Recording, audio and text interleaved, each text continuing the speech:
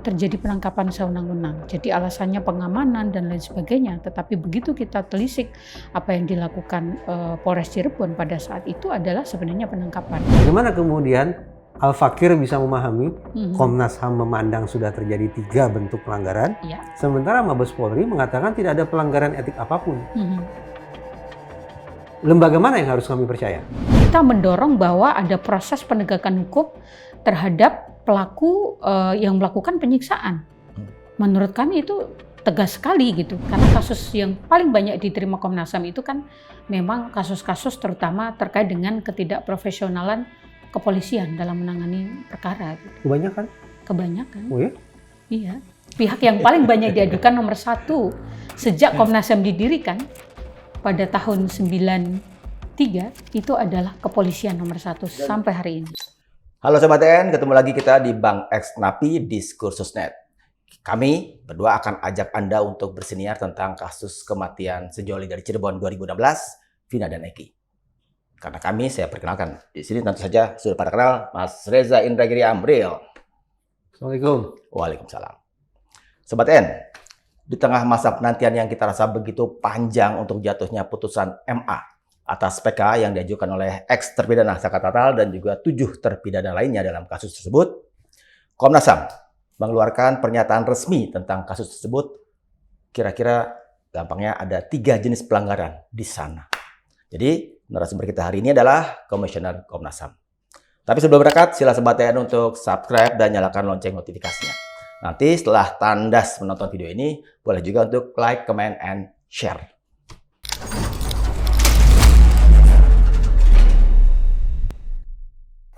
Sobat TN, saya perkenalkan, ini ada Ibu atau Mbak aja ya, biar enak ya. Mbak Anis Hidayah, Komisioner Komnas HAM. Mbak, selamat datang. Dan Mbak juga harus tahu bahwa kehadiran Mbak di DN, Diskursusnet, sudah lama, sudah begitu dinantikan oleh para Sobat DN. Dalam banyak komentar di kasus ini yang kita produksi serialnya, mereka minta banget untuk coba hadirkan Komnas HAM, Komnas HAM, Komnas HAM. Nah sekarang Sobat DN, terkabul nih, ada Mbak Anis Hidayah sudah dari sini. Dan harus saya katakan Komnas HAM dapat undangan dengan nada-nada yang tidak begitu menyenangkan kan. Beda dengan LPSK. LPSK dielu-elukan. Kalau Komnas HAM ya agak gitu lah. Kita berangkat Mas Reza? Lanjut. Oke. Supaya pemahaman kita dan juga ingatan para Sobat TN juga tersegarkan kembali, bolehlah untuk saya bertanya 3 jenis pelanggaran yang ditemukan oleh Komnas HAM di kasus Vina dan Eki itu apa aja, Pak? Biar nanti kita elaborate bareng-bareng. Ya, terima kasih. Ini selamat sore, pagi, siang, malam. Boleh, bebas ya. Kalau di sini bebas. Mohon maaf kalau baru bisa datang. Ya, untuk kasus Vina dan Eki memang Komnas HAM melakukan penyelidikan. Jadi sejak bulan Mei, Juni, Juli, 3 bulan kami melakukan penyelidikan, turun ke lapangan.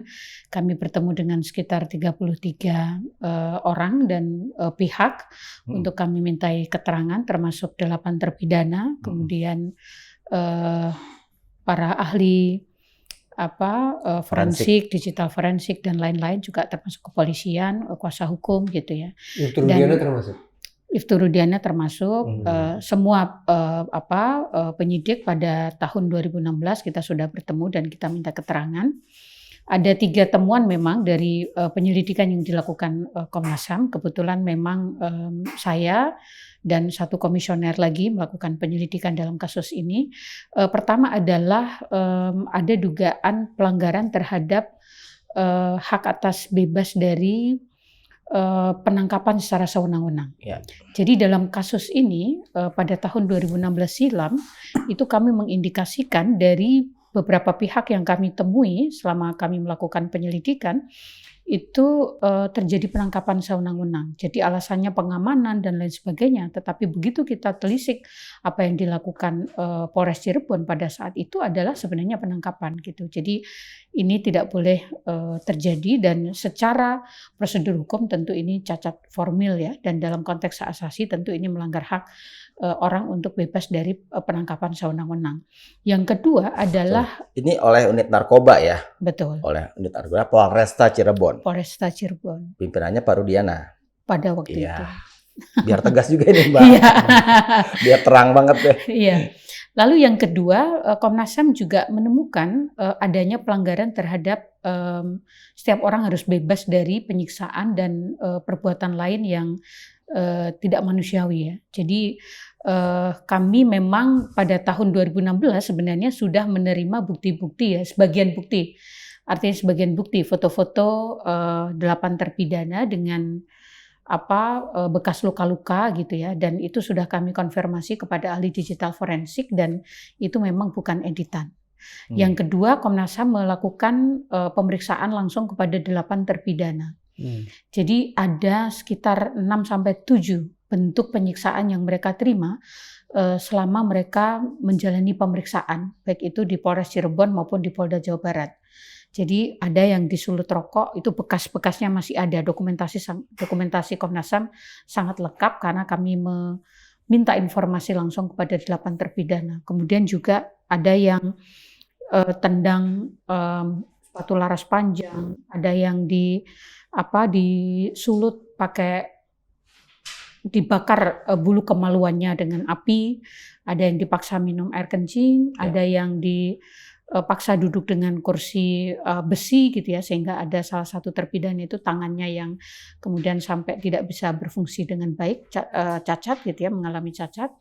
Kemudian juga ada yang dibenturkan ke tembok gitu. Jadi beberapa bentuk-bentuk penyiksaan itu kami identifikasi berdasarkan informasi langsung dari 8 terpidana gitu. Dan bagaimana mereka menyampaikan dengan rasa traumatik itu masih sangat kelihatan betul gitu dari yang kami lakukan. Dan kami konfirmasi itu juga dengan ahli forensik. Kalau ahli strapless matanya ada, Mbak? Kami tidak Karena menemukan itu. Saya berdua saya ke sana sempat berdiskusi seperti ini dengan penasihat hukum Rivaldi. Itu penasihat hukum menyatakan itu di strapless matanya ya Mas ya, kelopak matanya dan telinga. Itu nggak ditemukan oleh Komnas HAM. Rivaldi kalau tidak salah enggak, dan kalau tidak salah tidak teridentifikasi yang soal mata dan telinga, tapi yang bentuk-bentuk yang lain yang saya sampaikan tadi memang itu kami menduga kuat memang itu terjadi gitu ya, karena itu kami konfirmasi dengan ahli forensik gitu. Dan sebenarnya pada tahun 2016 itu juga ada penyidik yang memang sudah dijatuhi kode etik karena terbukti melakukan ini gitu, penyiksaan pada saat mereka melakukan pemeriksaan gitu. Artinya sebenarnya dari kepolisian sendiri sudah tahu betul ya, meskipun dalam proses permintaan informasi yang lain yang dilakukan Komnas HAM itu penyidik Jawa Barat mengatakan bahwa di Polda Jawa Barat maksud saya mengatakan itu kekerasan antar tahanan gitu. Tapi kan mereka juga tidak bisa membuktikan gitu. Jadi ya kami memegang keterangan yang disampaikan oleh para terpidana yang kemudian kami konfirmasi dengan ahli forensik, dan kami masih melihat betul bekas-bekas luka yang mereka alami gitu ya, dan kami mendokumentasikan dengan baik setiap bekas-bekas luka itu. Itu yang kedua. Yang ketiga adalah bagian dari hak atas keadilan. Itu kan setiap orang berhak untuk mendapatkan fair trial. Salah satunya adalah akses atas bantuan hukum.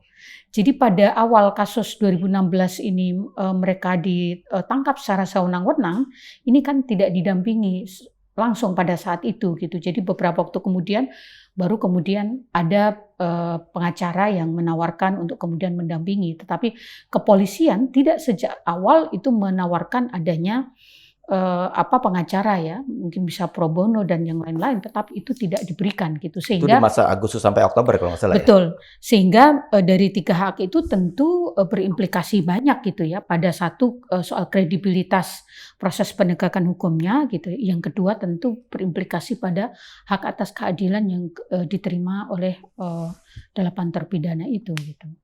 Nah, menarik Mbak, ketika tadi disebut-sebut temuan Komnas HAM di tahun ini, itu kan Mei tahun ini ya, Mei sampai sekian. Itu sudah terkonfirmasi dengan Bid Propam Polda Jabar, sudah. Dengan juga Si Propam Polresta Cirebon. Polresta ya Mbak, bukan Polres aja nih. Polresta Cirebon ya. Nah, apakah temuan Komnas HAM yang 3 jenis pelanggaran tadi itu sama dengan yang di 2017 Propam Polda Jabar dan si Propam Polresta Cirebon itu temukan juga. Ada 3 kan? Akses kebantuan hukum ke para terpidana selama pemeriksaan, terus penyiksaan dan juga penangkapan sewenang-wenang gitu. Apakah 3 itu sama betul dengan di 2017 temuan Propam Jabar Polda Jabar? Saya mesti mengkonfirmasi lagi ya yang temuan Propam 2017 itu apa saja. Tetapi mereka kan memang melakukan pemeriksaan ya terkait dengan apa yang dilakukan oleh penyidik pada tahun 2016 gitu. Tetapi saya mesti mengcross-check kembali. Tetapi bagi Komnas HAM sebenarnya tidak perlu menyandingkan ini sama dengan temuan siapa gitu ya. Tetapi bahwa hasil penyelidikan ini menunjukkan ada ketidakprofesionalan polisi dalam melakukan penegakan hukum dalam kasus ini gitu. Kalau saya coba katakanlah konfrontir atau tabrakan kayaknya 2 ya Mbak, antara temuan Komnas HAM dengan pendapat dari ex-Kapolri Komjen Ugro Seno. Kalau menurut beliau temuan Komnas HAM ini terlalu ringan. Harusnya Komnas HAM lebih punya ruang untuk leluasa menyelidiki Ibtu Rudiana yang dalam tanda kutip ditengarai melakukan rekayasa di kasus ini, yang kemudian akibatnya ya 7 orang tersisa ini hukumannya seumur hidup. Harusnya ke sana.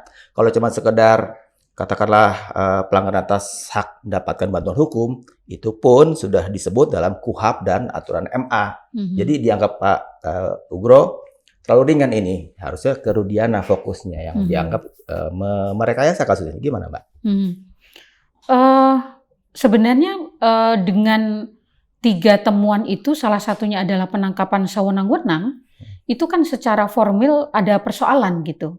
Nah kemudian tentu kami berharap misalnya pihak lain ya seperti Kompolnas pada awal kasus ini muncul kembali itu kan mengatakan mendorong kepolisian melakukan audit gitu. Nah semestinya ini menjadi bagian dari bagaimana kemudian kepolisian melakukan audit ya, Propam melakukan audit terhadap proses-proses penyidikan yang dilakukan oleh aparatnya gitu dalam proses penegakan pada tahun 2016 gitu ketika pertama kali kasus ini ditangani oleh Polresta dan Polda Jawa Barat gitu. Jadi Komnas HAM tidak katakanlah heavy-nya atau memberi perhatian lebih kepada seorang Ibtu Rudiana. Ini seorang Ibtu Rudiana itu ditunggu-tunggu nih bagaimana kelanjutan nasibnya oleh publik gitu karena ya semakin bergulir proses kasus ini berjalan, semakin visinya, semakin bau amisnya semakin tercium begitu. Artinya ketika kami mengatakan ini penangkapan sewenang-wenang, itu kan bisa menjadi indikasi kuat ada persoalan sejak awal dalam penanganan kasus ini. Dan kepolisian tahu siapa yang terlibat dalam penanganan kasus ini.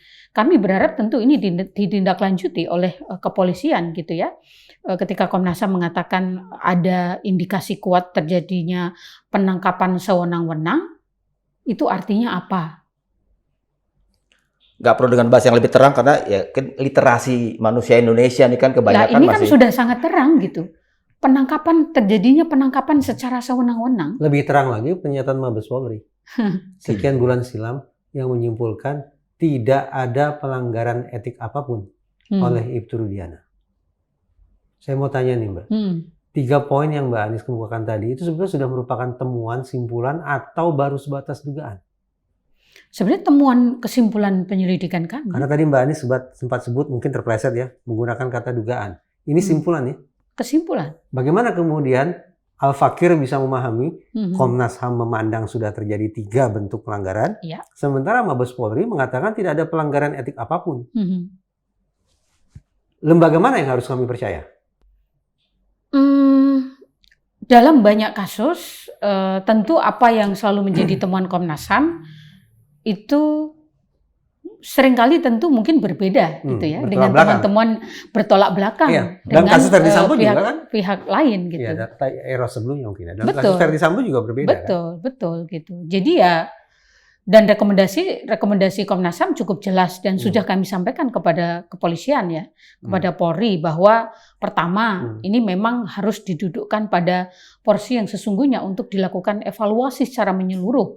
Artinya bahasa lainnya kan audit gitu ya dalam proses penyidikan perkara ini pada tahun 2016 silam sampai sekarang tentu saja gitu ya, karena kemarin kan dibuka kembali, dilakukan penyelidikan kembali gitu. Jadi itu yang pertama. Yang kedua, kita mendorong bahwa ada proses penegakan hukum terhadap pelaku yang melakukan penyiksaan. Menurut kami itu tegas sekali gitu. Karena rekomendasi dari Komnas HAM ini sifatnya imperatif, harus ditindaklanjuti, atau boleh ya kapan-kapan lah. Gitu. Komnas HAM ini kan dibentuk dengan undang-undang. Betul. Sebuah institusi yang dibentuk dengan undang-undang kemudian membuat satu rekomendasi, semestinya harus ditindaklanjuti, gitu. Tapi pada sekian banyak kasus terbukti berkas-berkas dikembalikan, tidak ada daya paksa yang dimiliki oleh Komnas HAM. Makanya kami juga kemudian melakukan pemantauan terhadap rekomendasi yang kami keluarkan. Sejauh mana ini kemudian ditindaklanjuti oleh para pihak. Karena rekomendasi kami cukup banyak ya, terutama memang untuk kepolisian. Karena kasus yang paling banyak diterima Komnas HAM itu kan memang kasus-kasus terutama terkait dengan ketidakprofesionalan kepolisian dalam menangani perkara. Gitu. Kebanyakan? Kebanyakan. Oh ya? Iya. Pihak yang paling banyak diadukan nomor 1 sejak Komnas HAM didirikan pada tahun 93 itu adalah kepolisian nomor 1 sampai hari ini. Dan sejak 93 sampai hari ini, bagaimana respon Polri secara umum? Ya beragam, ada yang ditindaklanjuti, ada yang tidak, ada yang tidak lanjuti, ada yang tidak. Banyak dan yang setiap tahun lebih banyak tidak. Lebih banyak tidak. Jadi setiap tahun kami selalu membangun satu forum komunikasi untuk menyampaikan kembali.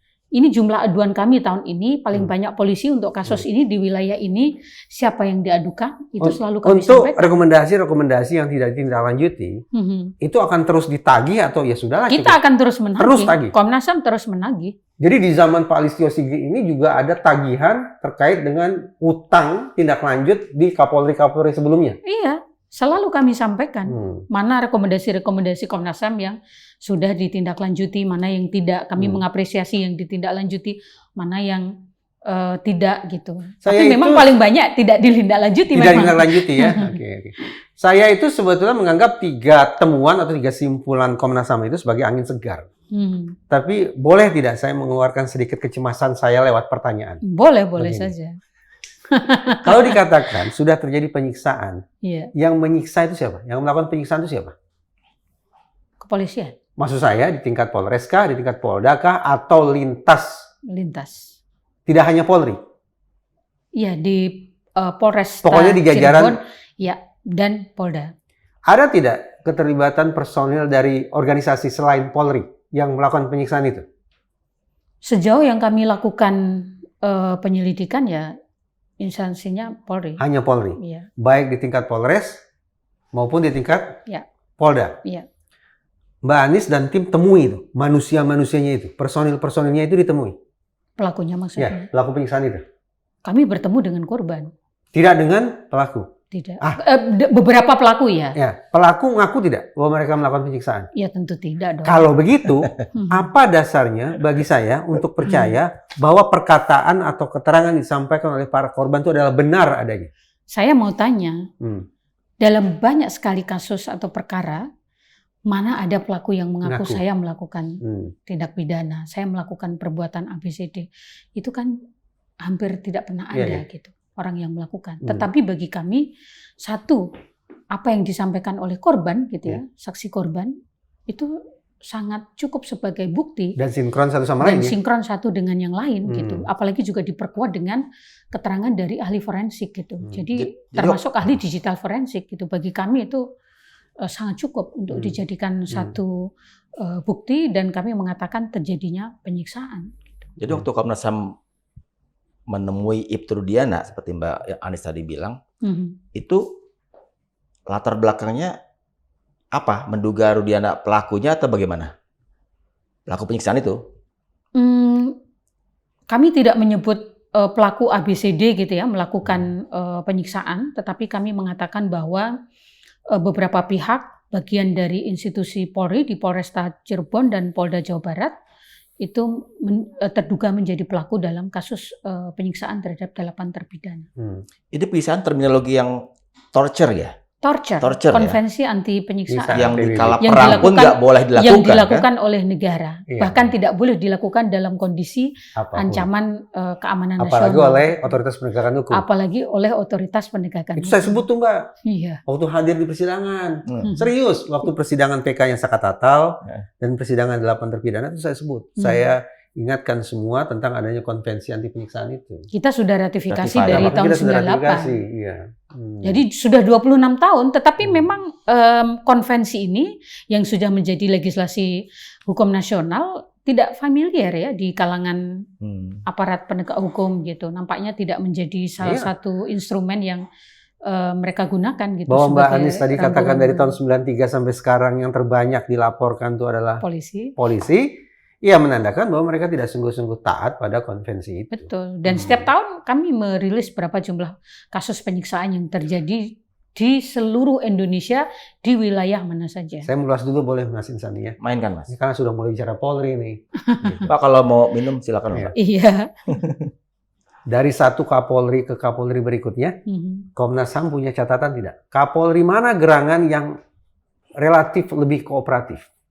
Mau menindaklanjuti rekomendasi Komnas HAM? Karena saya masuk Komnas HAM ini baru 2 tahun ya, Mas. Jadi mesti dicek kembali datanya gitu ya. Karena setiap meskipun konsisten gitu ya, kepolisian menjadi pihak yang paling banyak diadukan dari tahun 91 sampai hari ini, tetapi mesti dicek dalam tahun periode ini berapa jumlah aduannya dan berapa yang ditindaklanjuti. Itu kan Komnas HAM punya catatannya gitu, dan saya tidak menghafal satu persatu. Dan terus terang saya juga penasaran, kalau ditindaklanjuti, apa sesungguhnya bentuk tindaklanjut yang dilakukan oleh Polri? Semestinya Komnas HAM juga punya catatan tentang itu kan ya? Tentu punya. Karena kami, pasca rekomendasi yang kami keluarkan, itu Komnas HAM juga melakukan pemantauan atas implementasi dari rekomendasi gitu. Sekali lagi kita bicara makro dulu. Sekarang kan di pemerintahan Presiden Prabowo Subianto, Kabinet Presiden Prabowo Subianto ini kan sudah ada Kementerian HAM. Ya.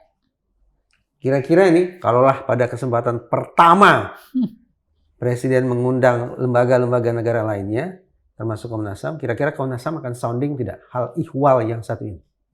Yang soal apa? Cirebon ini. Kasus wilayah. 3 temuan itu.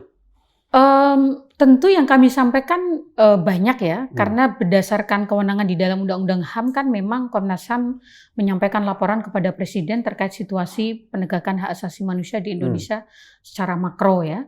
Jadi kasus-kasus yang highlight tentu kami sampaikan, termasuk tentu kasus Vina ini termasuk kasus highlight yang kami juga melakukan penyelidikan. Kasus-kasus yang lain kan tahun ini ada Rempang, ada ada Afif ya di Padang, ada banyak sekali gitu kasus-kasus lain yang kami selidiki, tentu menjadi bagian gitu, karena biasanya kami menyampaikan secara makro. Kalau khusus terkait dengan Cirebon memang ada nilai plusnya karena yang menjabat sebagai wamen yaitu Otto Hasibuan notabene merupakan anggota tim penasihat hukum 8 terpidana. Ya kan? 7 ya. Jadi kita hitung-hitungan di atas kertas kan kita patut berharap bahwa Otto Hasibuan pun akan memiliki sikap yang lebih responsif spesifik terkait kasus ini. Nah, secara umum keberadaan wamen atau Kementerian HAM itu merupakan kabar baik tidak dari rezim Prabowo Subianto di mata Komnas HAM? Tentu kami belum bisa bicara banyak karena belum tahu ya apa sih yang menjadi tupoksi wamen, apalagi ini kementeriannya baru, tupoksinya kami kan juga belum tahu, dirjennya atau deputinya apa saja, nanti tugas-tugasnya seperti apa saja, karena ini kan pecahan ya dari Kementerian Hukum dan HAM gitu ya, mungkin seperti Dirjen HAM yang kemarin gitu, atau ada tambahan-tambahan seperti apa kan kami belum tahu gitu nomenklaturnya seperti apa, tetapi ya tentu nanti kami akan melakukan komunikasi mungkin, karena kan mereka bagian dari duty bearer gitu, jadi tapi gestur positifnya kan sebenarnya sudah bisa ditangkap oleh Komnas HAM. Loh, ada Faisal Reza masuk kabinet, ada Mugianto masuk kabinet, ada Nezar Patria masuk kabinet, Agus Jabo masuk kabinet. Lah, itu kan merupakan gestur positif dong, yang coba ditunjukkan oleh pemerintahan baru ini terkait dengan bagaimana kesungguhan mereka untuk katakanlah entah itu rekonsiliasi atau apapun sehubungan dengan masalah-masalah HAM masa lalu. Iya kan? Patut dong kita berharap. Mungkin saja. Mungkin saja, tapi menggeleng nih. Kok kontradiktif begini? Mungkin saja. Iya, mungkin saja. Kenapa, Mbak? Kok kesannya jadi gampang gitu, Mbak? Ya, karena kami belum bisa mengukur apa-apa, Mas. Ini apa sih yang mau ditunjukkan kan belum tahu ya. Karena kami juga tidak ingin mendiskusikan politik secara simbolik gitu ya. Karena hak asasi itu kan basisnya memang harus faktual. Kalau ada kasus, responnya seperti apa, bagaimana komitmennya, mau ditegakkan atau tidak, dan lain sebagainya gitu. Jadi kami tidak bisa mengira-ngira juga gitu. Nah, sekarang kembali ke masalah Cirebon.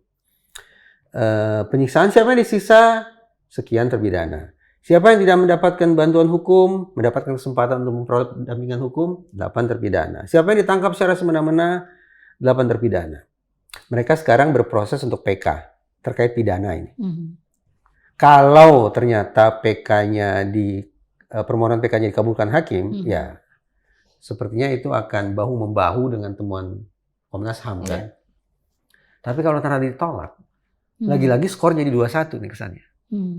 Komnas HAM sudah mengeluarkan 3 simpulan, tetapi Mabes Polri mengatakan tidak ada pelanggaran etik, dan kalau MA juga menolak, maka kan tadi saya sebut ya gambarannya seperti 2-1 lah.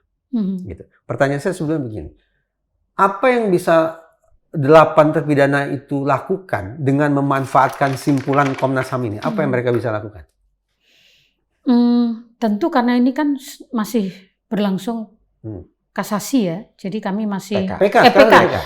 Sekarang proses PK. Tentu kami masih menunggu proses itu, dan proses di MA kan memang tidak bisa kita melakukan apa-apa karena hanya review dokumen. Kita nggak bisa cawe-cawe lah ya. Karena itu hanya review dokumen ya, gitu. Jadi kami menunggu putusannya.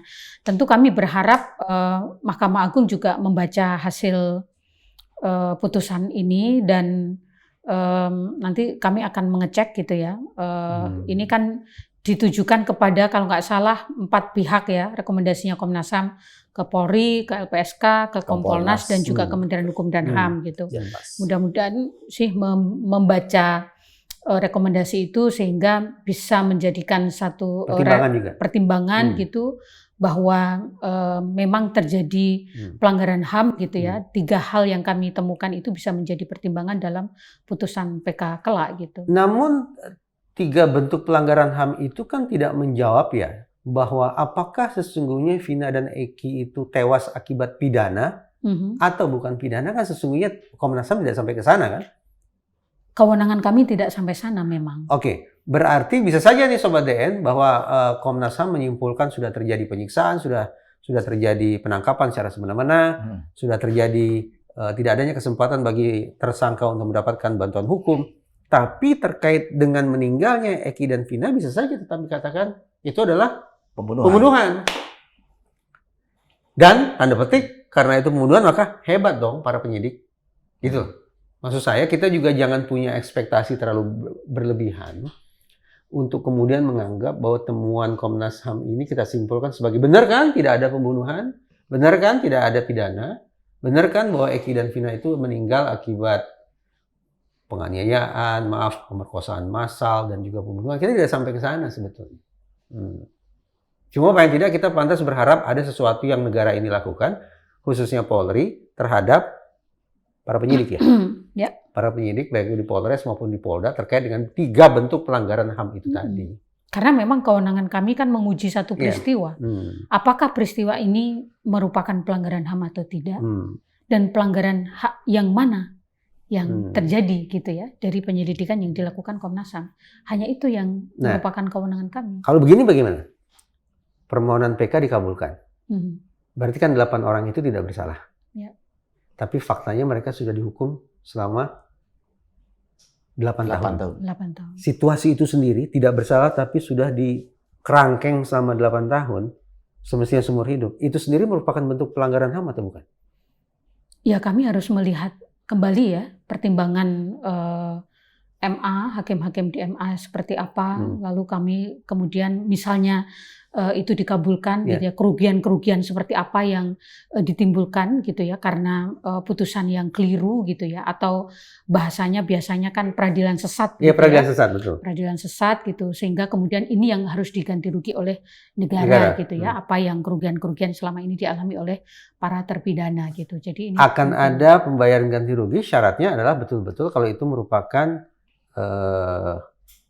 peradilan sesat kan? Betul. Saya ulangi lagi nih. Peradilan sesat merupakan bentuk pelanggaran HAM tidak? Tentu, hak atas keadilan. Oh, berarti benar dong. Kalau misalnya permohonan PK para terpidana itu dikabulkan, maka serta-merta, walaupun belum ada proses di Komnas HAM ya, tapi serta-merta itu sudah bisa kita anggap sebagai bentuk pelanggaran hak azazi manusia terhadap 8 orang terpidana. Ya, nanti kita akan melihat kembali bagaimana putusan dari Mahkamah Agung gitu, dari proses yang sedang berjalan sekarang. Oke. Mbak, kalau dilihat-lihat dari katakanlah 3 pernyataan resmi itu, pernyataan resmi isinya 3 poin itu, itu bisa diklasifikasi sebagai pelanggaran HAM berat nggak, Mbak? Yang tadi 1, 2, 3. Yang kami lakukan penyelidikan kemarin itu kan berdasarkan kewenangan kami Undang-Undang 39 tahun 99 tentang HAM. Kalau pelanggaran HAM berat itu kan penyelidikan berdasarkan Undang-Undang 26 tahun 2000 tentang pengadilan HAM. Yang belum pernah ada sama sekali sampai sekarang. Komnas HAM sudah menyelidiki 16 peristiwa yang Kita belum kami pernah tetapkan. kemudian ada sebuah penyelenggaraan mekanisme peradilan HAM itu kan tidak pernah. Sudah ada 4 perkara yang kemudian diproses melalui pengadilan HAM, tetapi keempat-empatnya kan tidak ada terbukti adanya tanggung jawab komando dalam 4 perkara itu. Apa saja? Tanjung Priok, kemudian Paniai, tapi Paniai sekarang dalam proses PK ya. Kemudian Timur-Timur, dan satu lagi Trisakti nggak? Bukan, belum. Trisakti satu lagi? Belum. Lupa ya? Lupa saya. Hanya 4 ini yang tergolong pelanggaran HAM berat atau sebetulnya lebih dari itu, namun yang sudah ada peradilannya baru 4 ini? Jadi Komnas HAM menyelidiki 16 perkara 16. dan kami sudah menyatakan itu pelanggaran HAM berat. Yang diumumkan oleh Presiden Jokowi itu?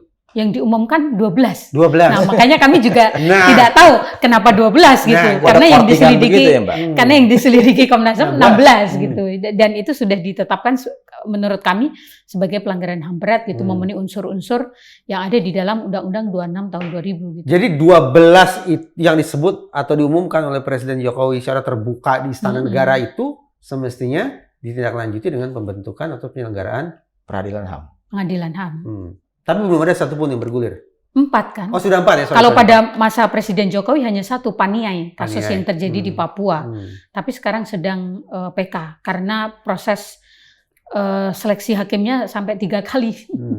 Seingat saya kan Menko Polhukam yang dulu yaitu Pak Mahfud MD kan mencoba melakukan terobosan tidak harus sampai peradilan tapi penyelesaian dengan semacam rekonsiliasi. Oh, itu non yudisial ya. Memungkinkan ya. Nah, Indonesia sebenarnya pernah punya undang-undang KKR kan, Yeah. tetapi kan kemudian dibatalkan oleh Mahkamah Konstitusi gitu. Jadi kita belum punya mekanisme lagi selain KKR apa yang bisa dilakukan ya untuk menetapkan satu peristiwa ini merupakan pelanggaran HAM berat gitu ya. Lalu bagaimana kemudian mekanisme pemulihan bagi para korban? Karena sebenarnya setiap korban ini kan berhak untuk mendapatkan satu hak atas keadilan, yang kedua hak atas kebenaran, yang ketiga hak atas tidak terulangnya peristiwa yang sama, yang keempat itu hak atas pemulihan, dan yang lainnya adalah kita mendorong sebenarnya tidak ada impunitas gitu.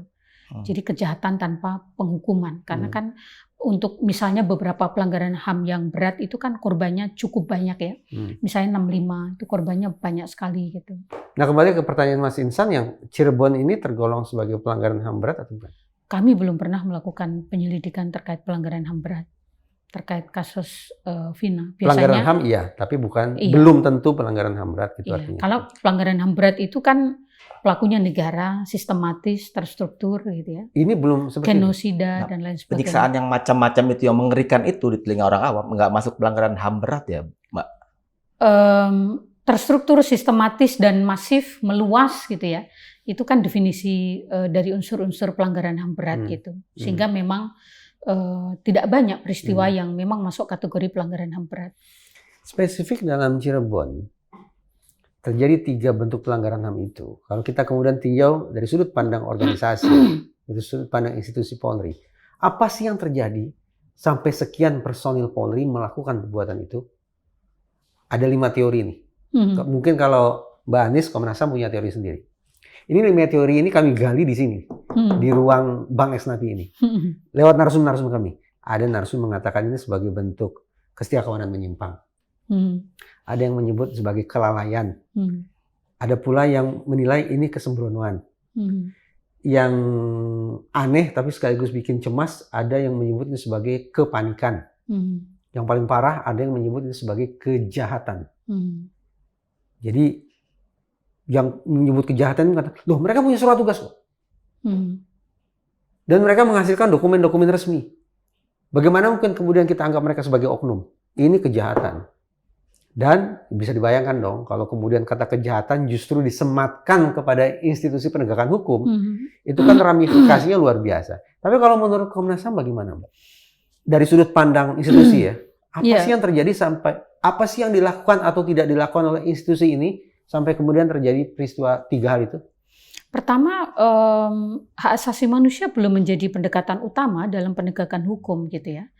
Kalau iya, mestinya konvensi anti torture atau konvensi anti penyiksaan itu mesti menjadi kitab suci, salah satu kitab suci utama gitu ya, bahwa dalam pemeriksaan gitu ya, proses penyelidikan, penyidikan itu sama sekali tidak boleh menggunakan penyiksaan. Terlarang. Untuk meminta keterangan, membuat orang bicara dan lain sebagainya, harus menggunakan pendekatan-pendekatan yang manusiawi gitu. Itu yang pertama. Yang kedua, bahwa terkait dengan torture sendiri itu kan belum menjadi perspektif yang banyak dimiliki oleh aparat penegak hukum gitu ya, terutama juga kepolisian. Konvensi ini sudah cukup lama menjadi legislasi nasional, tetapi secara pengaruh utamaan ini tidak banyak dijadikan referensi gitu dalam proses-proses penegakan hukum. Betapapun sudah tercantum dalam kode etik profesi Polri, tetap belum cukup.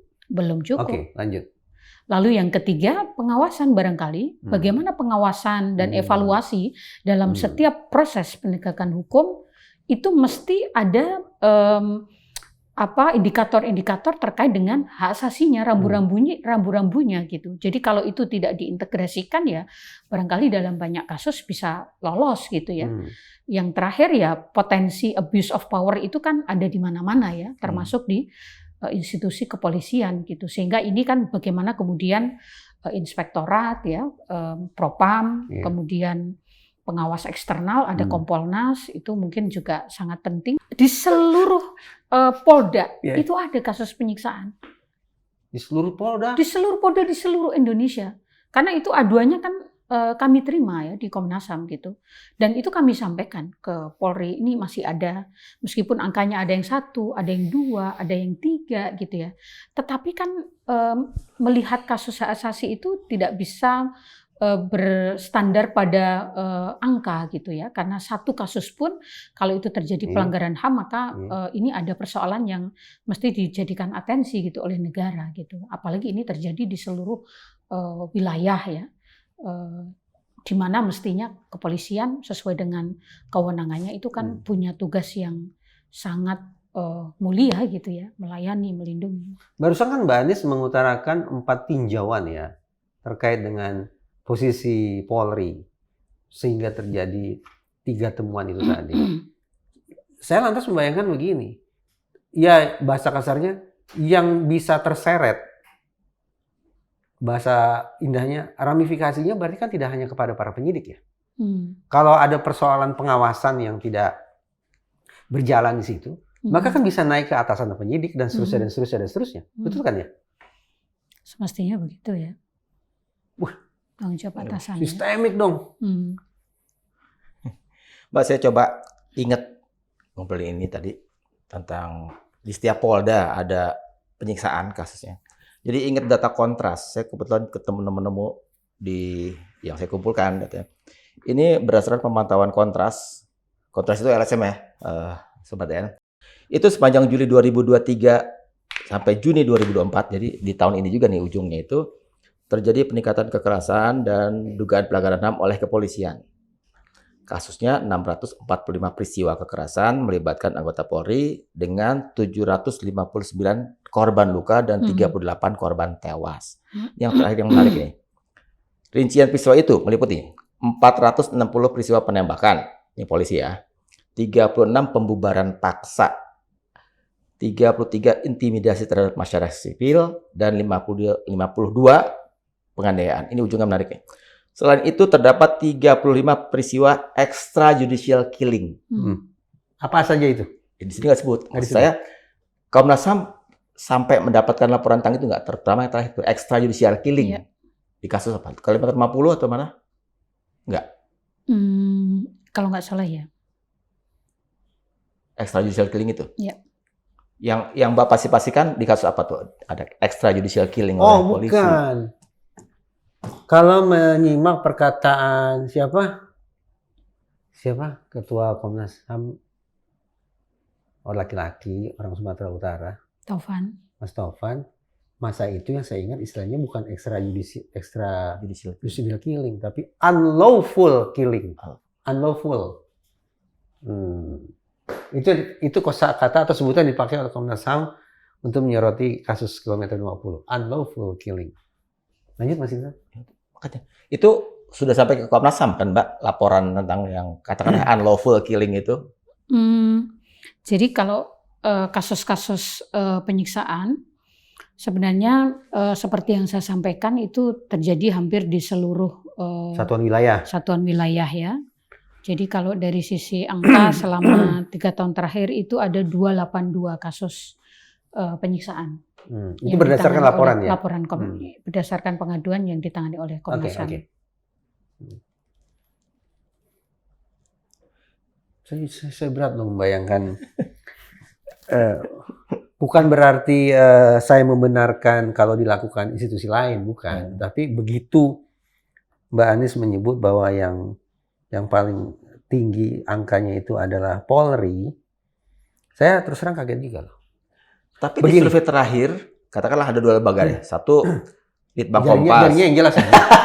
Satu Litbang Kompas. Yeah. Yang kedua, jadi nggak enak. Yang kedua, polsternya Burhanuddin Muhtadi, Indikator. Itu di tahun ini juga, kalau yang versi Burhanuddin, tingkat kepercayaan publik terhadap polisi tinggi loh. 75, sekian %. Yang Balitbang Kompas sedikit lebih rendah. Tapi 71, gitu. Ya artinya angka itu kan menunjukkan betapa publik, saya nggak tahu publik yang mana nih, tergantung responden yang ditarik segala macam kan. Makanya saya kalau dalam perbincangan di sini Mbak Anies, rujukan saya bukan hasil survei. Rujukan saya adalah komen-komen yang muncul di satu episode ke episode berikutnya Bang Eksnapi. Yang tumpah ruah dengan pandangan bahkan penilaian negatif terhadap institusi penegakan hukum kita. Mbak Anies bagi saya ya bicara polisi melakukan perilaku brutal, penyiksaan dan seterusnya sebetulnya nggak terlalu kaget juga sih. Sudah sejak sekian belas tahun silam dari sekian banyak referensi yang saya baca mengatakan memang ada 2 subkultur menyimpang yang dilakukan oleh organisasi kepolisian. Satu korup, yang kedua brutalitas, perilaku brutal. Jadi nggak kaget juga saya.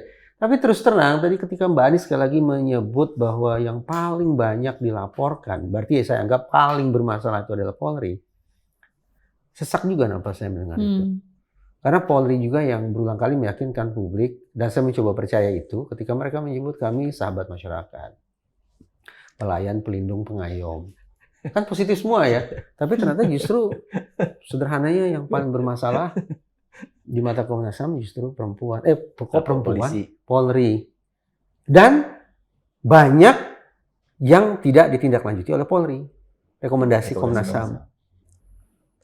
Soal hilang 4 itu dari rekomendasi 16, tapi ternyata yang diumumkan oleh Presiden cuma 12. Komnas HAM mempertanyakan nggak kenapa 4 itu hilang? Tentu dong. Jawabannya? Tidak ada jawabannya.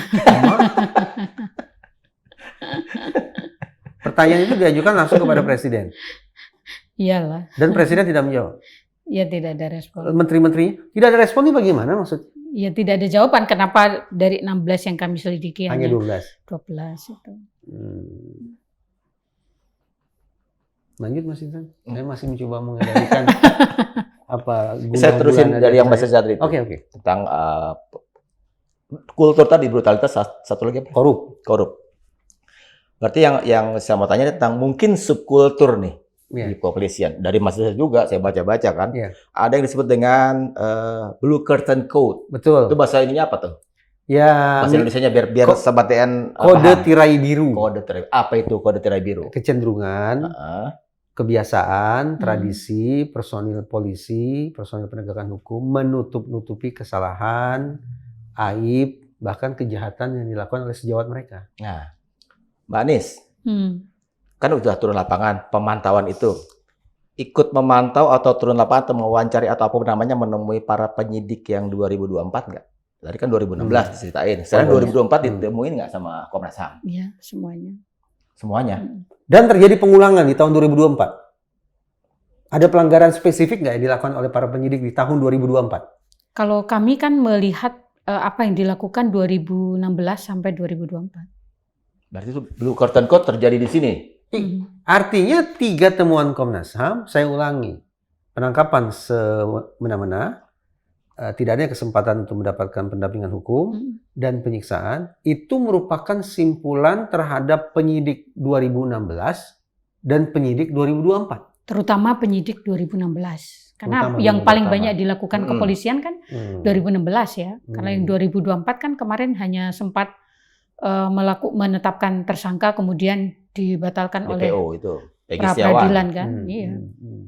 Jadi yang khusus buat yang 2024, apa pendapat Komnas HAM tentang penyidik 2024 biar Sobat TN juga lebih paham nih? Kalau 2024 kemarin yang menjadi salah satu catatan kami adalah kalau dari putusan 2016 itu kan ada 3 DPO ya. Tetapi kemudian kan yang di ini hanya satu gitu. Andi dan Dani hilang. Anulir. Iya. Jadi itu buat yang khusus yang buat 2024 itu. Ya itu saja, tapi kan itu juga sudah dibatalkan oleh pra-peradilan gitu. Jadi ya memang lebih banyak kami melihat pada peristiwa 2016 silam. Gitu. Belum pernah ada komunikasi langsung dengan Polri di tahun 2024 terkait Cirebon. Pernah dong. Kalau 2017, kalau 2017 kan udah kan? 2016 sudah. Lah, 2024 ketika kami meminta keterangan itu kan. Oh, maksud saya begini, temuan ini. Sudah kami sampaikan melalui Irwasum. Irwasum. Iya. Apa respon Irwasum? Ya kan akan ditindaklanjuti, kami belum tahu bagaimana bentuk tindaklanjutnya. Itu bentuk respon yang tipikal dari Polri, akan kami tindaklanjuti. Selalu dikatakan begitu. Iya, sudah kami sampaikan secara langsung. Kalau rekomendasi ke LPSK sudah tunai kan? Tentang perlindungan para saksi korban sudah tunai kan? Betul. Atau bahkan itu sebelum Komnas HAM turun ke lapangan? Setelah. Ya. Iya.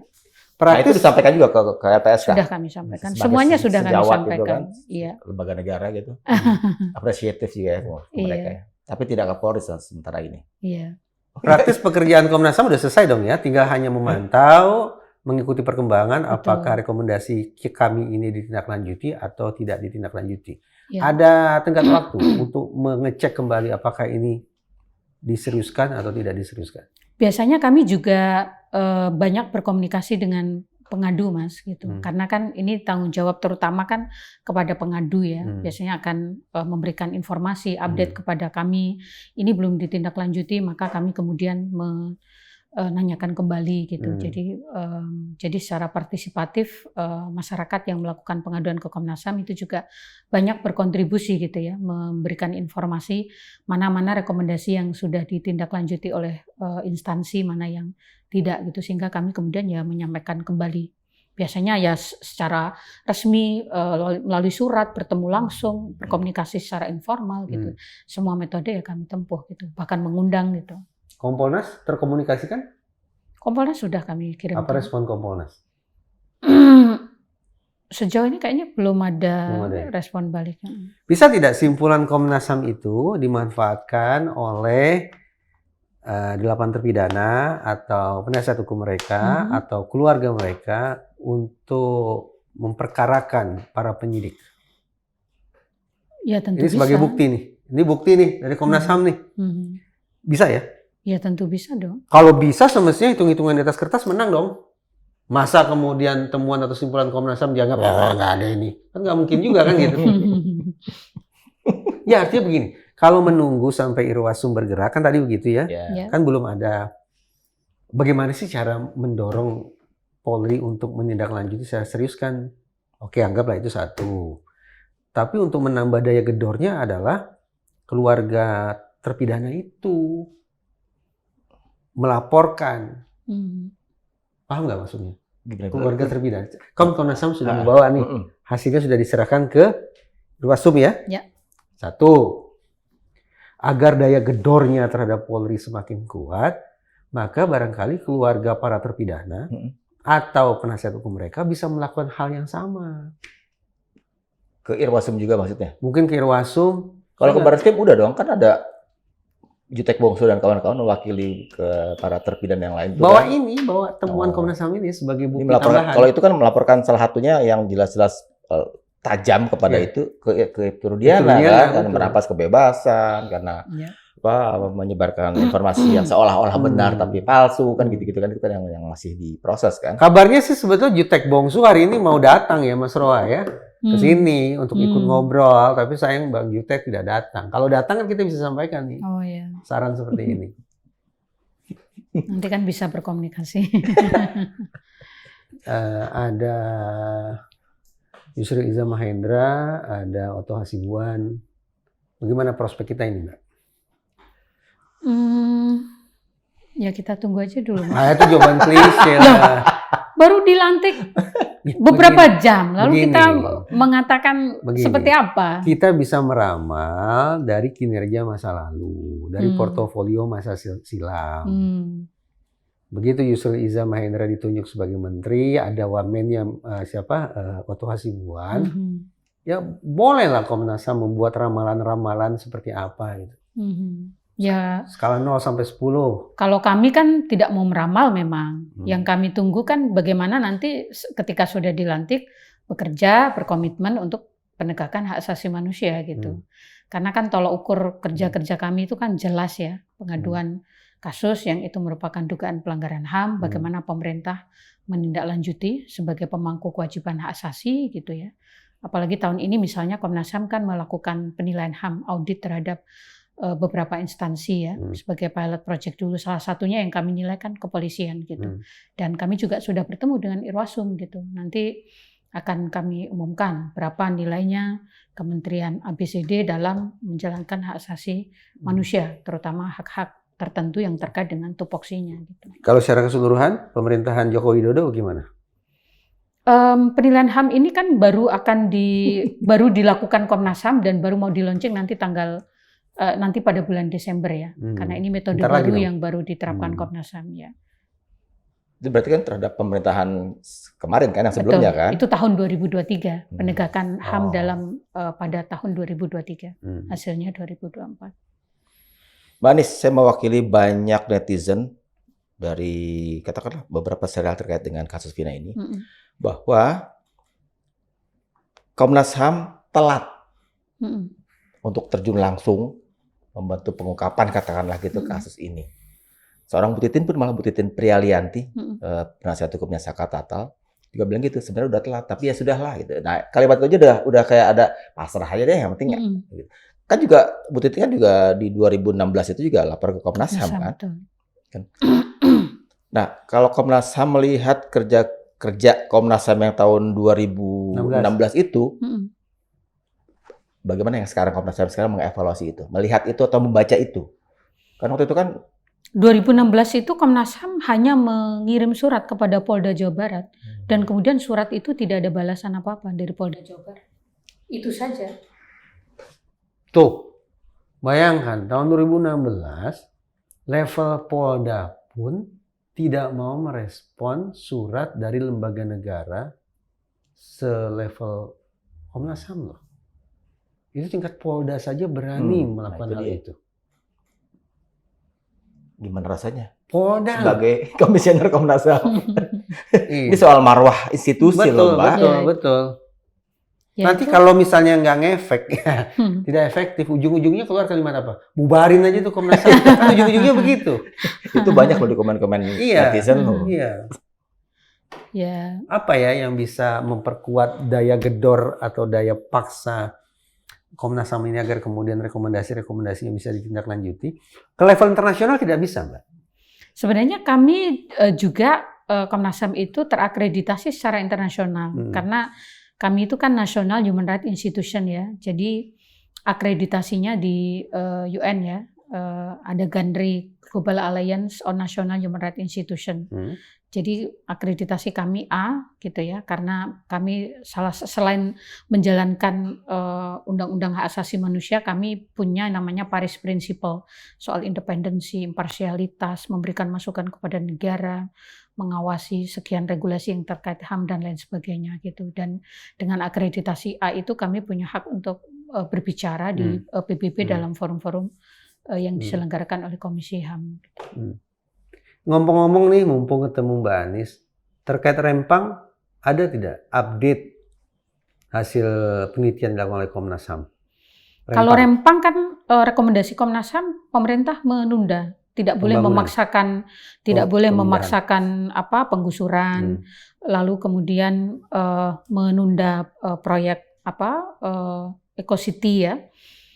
Dan ada evaluasi terhadap seluruh proses kebijakan, pelibatan masyarakat, pemaksaan dan lain sebagainya. Dan pada saat itu kan kemudian ditunda. Tetapi beberapa waktu yang lalu terjadi lagi gitu ya eskalasi kekerasan. Kami juga turun kembali ke sana gitu, meminta beberapa pihak untuk semuanya menahan diri, tidak melakukan intimidasi, kekerasan kepada masyarakat yang ada di sana dan menjalankan dan menindaklanjuti rekomendasi Komnas HAM gitu. Jadi sekali lagi tergantung pada political will institusi yang kami berikan rekomendasi. Afif Maulana kami Sumatera juga Barat. Ya sudah memberikan rekomendasi juga. Apa rekomendasinya? Kalau tidak salah rekomendasinya adalah terkait dengan penegakan hukum yang fair trial ya. Makanya kan kami juga salah satu yang mendorong ekshumasi dalam Afif Maulana. Kasus Afif Maulana. Oke. Ketika Komnas HAM memantau turun ke lapangan, Mata Pers juga memantau Komnas HAM. Kelihatan Mbak Anis kalau nggak salah ada di SMA 4 juga waktu itu. SMP 11. SMP 11 ya. Nah itu ketemu dengan mungkin bersama saksi-saksi kunci. Ini konteksnya keterangan palsu lah ini kan, rekayasa gitu kan. Nah temuan di lapangan itu seperti apa sih Mbak waktu turun ke SMP 11 itu?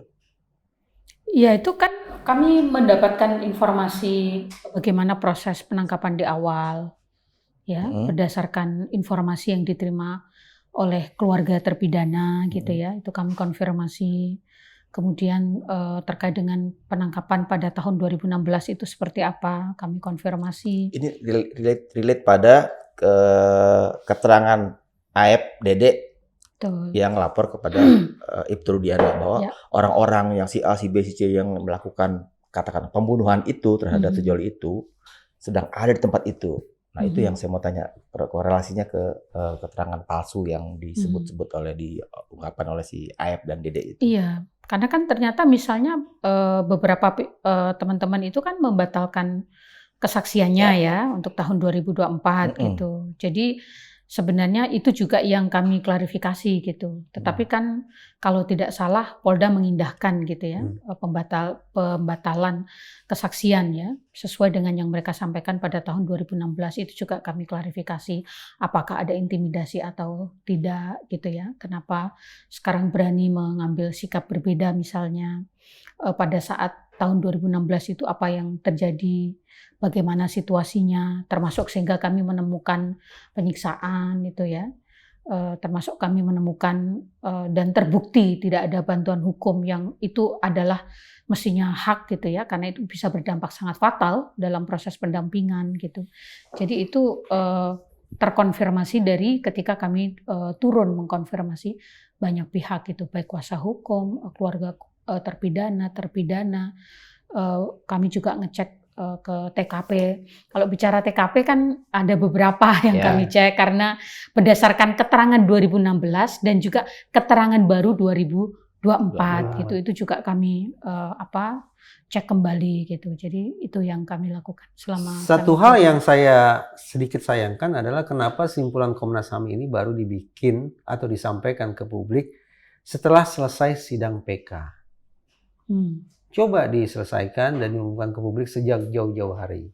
Itu akan menopang perjuangan para terpidana untuk PK. Memang disengaja ya menunggu sampai sidang PK selesai dulu. Tidak juga sebenarnya, yaitu ketidaksengajaan yang juga kami sesalkan sebenarnya. Jadi ya kami meminta maaf ya kalau ini dianggap sangat terlambat gitu ya. Nah, itu tadi pertanyaan saya, dianggap telat kan? Itu nggak bisa disusulkan kali ya? Nggak bisa lah ya. Oke. Sobat DN yang setuju Polri diundang ke sini. Ya, ini kan versinya Komnas HAM nih begini. Bisa saja Polri kan punya versi yang berbeda kan. Ayo kalau Sobat DN setuju Polri diundang ke sini, berikan semangat lewat komen-komen yang konstruktif. Gitu. Kaki saya kok sakit, Mas? Oke, Mas Insar, kalau saya sih clear, Mas. Saya juga. Saya berterima kasih ke kerja Komnas HAM, serius. Udah kalau gitu kita tutup aja. Rasanya udah lumayan terang lah ya. Lumayan terang. Tentang telatnya itu udah dikonfirmasi, udah diklarifikasi. Kan banyak netizen yang menyayangkan itu, telat nih Komnas HAM. Apa aja kerja segala macam itu kan yang sempat. Jadi memang nggak mudah juga, Mas, untuk mengundang meminta keterangan dari kepolisian misalnya. Itu juga butuh waktu. Muncul pertanyaan. Ya. Penolakan itu datang dari pihak-pihak yang mau diperiksa atau dari lembaganya?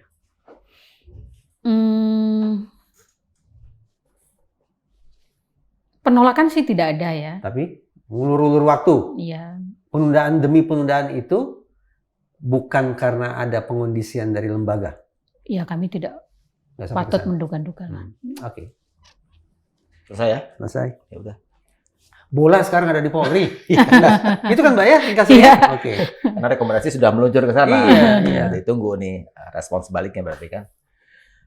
Baiklah Mbak Anis, terima kasih dengan segala informasi yang mudah-mudahan bisa menjawab segala kegalauan para netizen, para Sobat DN selama ini terhadap institusi yang bernama Komnas HAM. Jadi terima kasih sudah datang. Jadi kita pamit ya Mas ya. Terima kasih. Mewakili Mbak Anis, juga atas nama Mas Reza, saya mau pamit dulu. Tapi ada 2 poin yang saya pikir perlu jadi katakanlah di highlight, di garis bawahi, bahwa salah kalau bilang bahwa ini akan berujung pada peradilan HAM. Ini bukan kasus yang di pelanggaran HAM berat. Pelanggaran HAM berat. Itu satu. Yang kedua bahwa memang Komnas HAM tadi juga ternyata menyesali diri sendiri bahwa telat melakukan kerja-kerja seperti sekarang. Seharusnya sudah sebelum itu. Yang mungkin menurut Mas Reza tadi kalau sudah dilakukan sebelum ini, sebelum PK berjalan, itu mungkin bisa bawa nilai bantuan lah terhadap penegakan hukum dan kemudian berujung pada katakanlah kejelasan atau yang diharapkan oleh netizen itu bebas para terpidana yang sekarang sedang mengajukan putusan PK yang ditunggu putusannya oleh semua orang. Jadi sementara itu dulu tentang niatan untuk mengundang para petinggi Polri, yaitu kita juga inginkan. Tapi kita selama ini belum mendapatkan respons yang baik dari yang mau diundang itu. Sementara itu dulu, gak enak kedengeran yang terakhir ya. Sementara itu dulu, saya Mas Reza dan Mbak Anis pamit, tabik.